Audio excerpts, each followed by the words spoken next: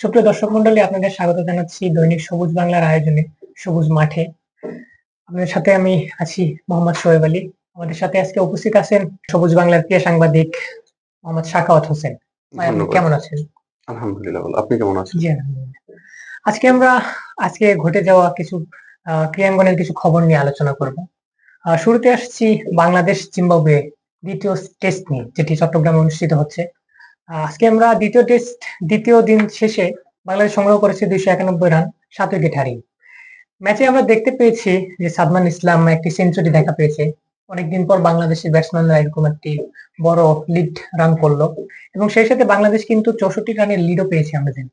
তো ম্যাচে আমরা দুইটি গুরুত্বপূর্ণ ঘটনা দেখেছি। একটি হচ্ছে সাদমান ইসলাম 120 রান করেছে, আরেকটি এনামুল হক বিজয়ের যেই বিষয়টা, সেটি হচ্ছে তিনি মোজারাবানির বলে আসলে এই আউটটা আপনি কিভাবে দেখছেন এনামুল হক বিজয়ের?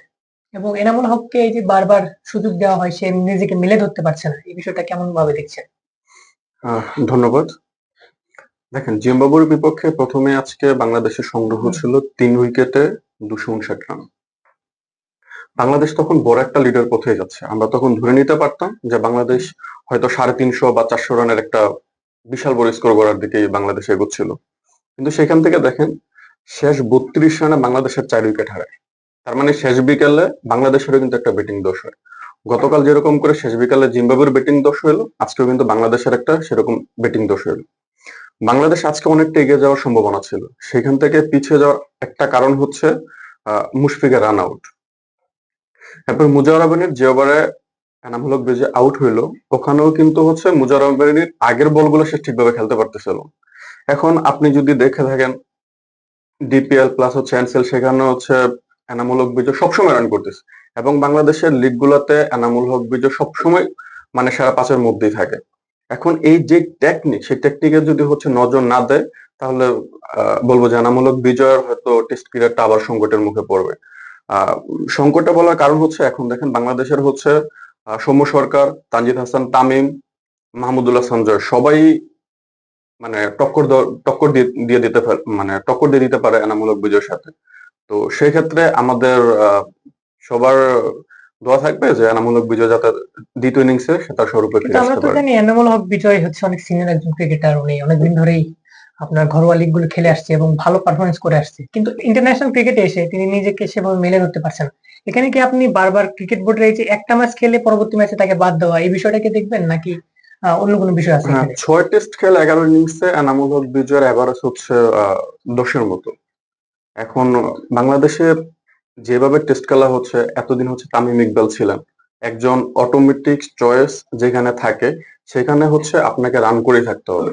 তারপর এনামুল হক বিজয়ের পরে সৌম্য সরকার ছিল, তো সেক্ষেত্রে হচ্ছে সুযোগ পাওয়ার মতো সেখানে কিছু করতে পারেন। আপনি দেখবেন আজকে 39 রানই হচ্ছে এনামুল হক বিজয়ের সর্বোচ্চ রান, তার 6 টেস্ট ক্যারিয়ারে 11 ইনিংসে এটাই সর্বোচ্চ রান।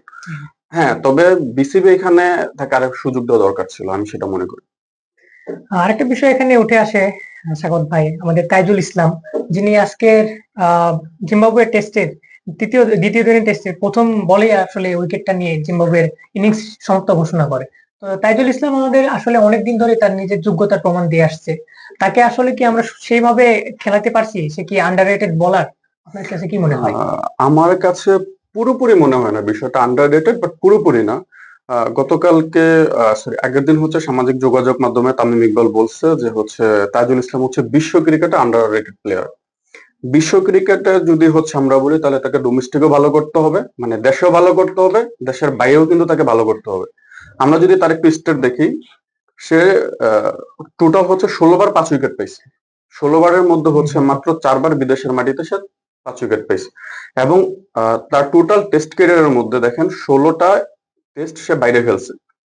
বাইরে খেলার মধ্যে হচ্ছে তার উইকেট হচ্ছে মাত্র 47টা। তার মানে বাইরের ক্ষেত্রে আমরা এটা বলতে পারি যে হচ্ছে সে সেভাবে পারফর্ম করতে পারতেছে না। একটা প্লেয়ারকে হচ্ছে আপনি যদি ওয়ার্ল্ড ক্লাস বলেন, তাকে দেশে প্লাস দেশের বাইরে দুই জায়গায় পারফর্ম করতে হবে। হ্যাঁ, তবে তাজুল ইসলামের জন্য একটু বলতে পারবো এটা হচ্ছে একটা তার দুর্ভাগ্যে বলা যায়, কারণ সে দীর্ঘদিন সাকিবের মানে ছায়া তলে ছিল, যেখানে সাকিবের সাথে মিরাজ হচ্ছে দলের অটোমেটিক চয়েস। মিরাজ কিন্তু আপনি দেখে থাকবেন ব্যাটিংও খুব ভালো করতেছে। তো সেখানে যদি তাইজুলকে ভালো করতে হয়, বিদেশের মাটিতে প্লাস হচ্ছে দেশের মাটিতে তখন ভালো করলে কেবলমাত্র তোর মানে তার দলে জায়গা হইতো। এবং সে যেহেতু সেটা করতে পারেনি সেজন্য হচ্ছে অনেক সময় সে টেস্ট থেকে ছিটকে গিয়েছিল। আর যখন এখন যেহেতু সাকিব নেই আমার মনে হয় তাইজুল আরো দেশের জন্য আরো ভালো কিছু করতে পারবে এবং আমি আশা করব যে আন্ডাররেটেড যে পরিচয়টা বা এই ধরনের প্রশ্ন যাতে তাকে এমন পারফর্ম করবে যাতে এই ধরনের প্রশ্ন নিয়ে তাকে কোনো সময় ভবিষ্যতে ফেস করতে না হয়। জি, আমরা বুঝতে পেরেছি। আমরা প্রত্যাশা করবো সেটি। আমরা এখন ফিরে আসছি ঘরোয়া লিগে।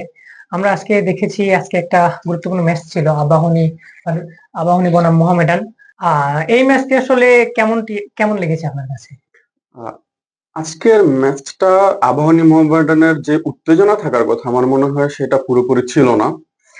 না থাকার কারণ হচ্ছে প্রথমে আবাহনী যখন ব্যাট করে মাহমুদুল্লাহ 50 রান করে, আরিফুল হক 50 রান প্লাস রনি তালুকদারের 45 রানে তারা হচ্ছে 240 রানের একটা মাঝারি স্কোর সংগ্রহ করে। এবং এই স্কোর দিয়ে আবাহনীর এত বড় একটা ব্যাটিং লাইন আপের বিরুদ্ধে আপনি কখনোই লড়াই করতে পারেন না।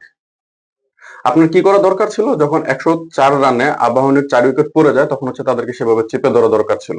চেপে ধরার জন্য হচ্ছে মোস্তাফিজুর রহমান ছিল, এবাদত হোসেন ছিল, নাসুম আহমেদ ছিল। তারা সেভাবে আসলে কাজটা করতে পারেনি, যার জন্য পরবর্তীতে দেখা যায় মোসাদ্দেক হোসেন অপরাজিত 78, মোহাম্মদ মিথুনের অপরাজিত 66 রানে আসলে তারা সেভাবে আর ম্যাচে ফিরতে পারেনি। তো সেক্ষেত্রে একপেশেই হয়েছে ফাইনাল। আর এই নিয়ে হচ্ছে আবাহনী মোট 24 বার শিরোপা জিতে। আমার মনে হয় আবাহনী বেস্ট খেলেই তারা চ্যাম্পিয়ন হয়েছে। আসলে এবারের যে ঘরোয়া লিগ ঢাকা প্রিমিয়ার লিগ যেটি হলো, এটি আসলে আপনার কাছে সার্বিক যে টুর্নামেন্টটি এটি কেমন গেল? আসলে এখানে এই টুর্নামেন্টে আসলে বিতর্কগুলো কেমন ছিল? আমরা দেখেছি বিগত বছরগুলোতে আসলে আম্পায়ারিং, ম্যাচ ফিক্সিং এবং প্লেয়ারদের আরো বিভিন্ন ইস্যু নিয়ে আসলে বিতর্কিত ইস্যু ছিল। তো এবারের টুর্নামেন্টটা আসলে কেমন গেছে? এবারও তো বিতর্ক ইস্যু, যেমন ফিক্সিং ইস্যু নিয়ে আমরা এর আগেও আলোচনা করেছি। ফিক্সিং ইস্যুর মতো ঘটনা ছিল, তামিম ইকবালের হস্তক্ষেপের মতো একটা ঘটনা ছিল, তাহিদ হৃদয়ের একটা ঘটনা ছিল। আমার মনে হয় বিসিবি সভাপতি যদি এদিকে আরেকটু নজর দেয়, যেহেতু হচ্ছে তারা আসছে মাত্র 6-7 মাসের মতো হইলো, তো আমার আমার বিশ্বাস যে তাদেরকে সময় দিলে তারা এই সমস্যাগুলো সমাধান করতে পারবে বলে আমি বিশ্বাস করি। এখানে আমরা আজকের ম্যাচে যেটি আবাহনী বনাম মোহামেডানে দেখেছি যে মাহমুদুল্লাহ রিয়াদ, যিনি আজকে দর্শককে আসলে নিজের নিয়ন্ত্রণ হারিয়ে তিনি দর্শককে আজকে মারতে গিয়েছিলেন, এই বিষয়টি আসলে কোনো বিতর্ক সৃষ্টি করবে কিনা আসলে আপনার কাছে কি মনে হয়? এটা আসলে বিতর্ক সৃষ্টি করার মতো একটা বিষয়, এবং বিষয়টা মাহমুদুল্লাহ মতো একজন খেলোয়াড়ের কাছ সিনিয়র থেকে, ক্রিকেটার। সিনিয়র খেলোয়াড়ের কাছ থেকে যখন আমরা এটা দেখি তখন অবশ্যই সেটা আমাদের কাছে একটু দৃষ্টিকটু লাগে। মাহমুদুল্লাহ রিয়াদের সাথে আসলে যে বিষয়টা হয়েছে, দুয়োদনই যখন দিছে এরপরে হচ্ছে ম্যাচ জিততে পারেনি, হয়তো তখন হিট অফ দ্য মোমেন্ট এই ঘটনা হয়ে গেছে। তবে আমি বিশ্বাস করি আহ ক্রিকেট সমর্থক যারা আছে মাহমুদুল্লাহর এই বিষয়টা মানে ক্ষমা সুন্দর দৃষ্টিতে আশা করি দেখবে। তবে মাহমুদুল্লাহ আসলে এভাবে উত্তেজিত হয়ে মানে রেলিং পেরিয়ে দর্শকের কাছে যাওয়াটা কোনোভাবেই সমর্থনযোগ্য নয়।